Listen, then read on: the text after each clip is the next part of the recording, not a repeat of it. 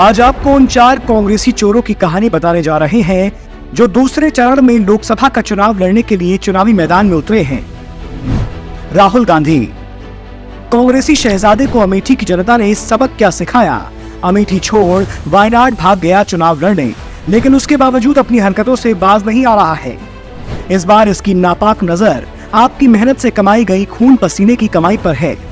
हाल ही में एक रैली में इसने वादा किया था कि अगर कांग्रेस की सरकार बनती है तो वो आर्थिक सर्वेक्षण कराएगी और पता लगाएगी कि किसके पास कितनी संपत्ति है।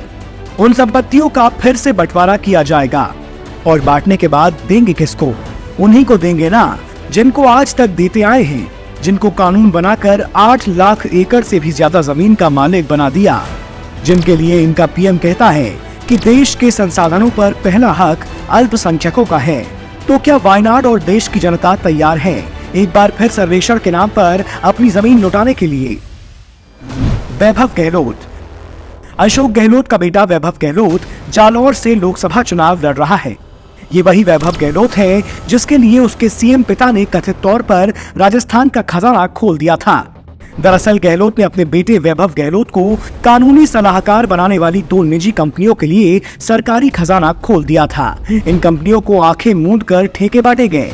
उनके लिए खेती वाली जमीन चुटकियों में कमर्शियल लैंड बना दी गई। अब एक बार फिर जालौर की जनता को लूटने के लिए बेटा मैदान में खड़ा है। तो आपको क्या लगता है, ऐसे नेता को वोट देने चाहिए? भूपेश बघेल।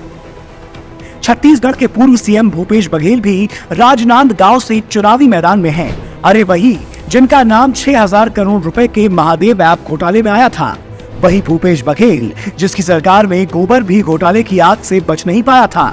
इसकी सरकार में 1300 करोड़ रुपए का गोबर घोटाला हुआ था। अब ऐसे नेता अगर राजनांदगांव से सांसद बन जाता है तो क्या गारंटी है कि जनता के विश्वास को सूली पर रखकर घोटाला नहीं करेगा? शशि थरूर। कांग्रेस नेता शशि थरूर तिरुवनंतपुरम से लोकसभा चुनाव लड़ रहा है। यह आदमी साल 2009 से इस सीट पर कब्जा जमाए बैठा है, लेकिन काम के नाम पर जीरो। इस आदमी को बस एक काम आता है, खुद कोई काम नहीं करो और मोदी सरकार जो काम करे बड़ी बेशर्मी से उसका क्रेडिट ले लो। सोचिए, इनकी पार्टी का शहजादा जो आए दिन अडानी को गरियाता रहता है, उसी के बनाए विझिंजम पोर्ट का क्रेडिट अपने आप को दे दिया। रेलवे का कोई भी काम होता है तो उसका भी क्रेडिट खुद को दे देता है। मतलब काम से मतलब नहीं, लेकिन क्रेडिट भरपूर चाहिए। ऐसा गुरु घट्टाल आदमी अगर फिर से सांसद बन गया तो तिरुवनंतपुरम के विकास का क्या होगा? इसलिए अगर आप अपने लोकसभा का विकास चाहते हैं तो इन चारों कांग्रेसियों को हर हाल में जीतने से रोकना होगा।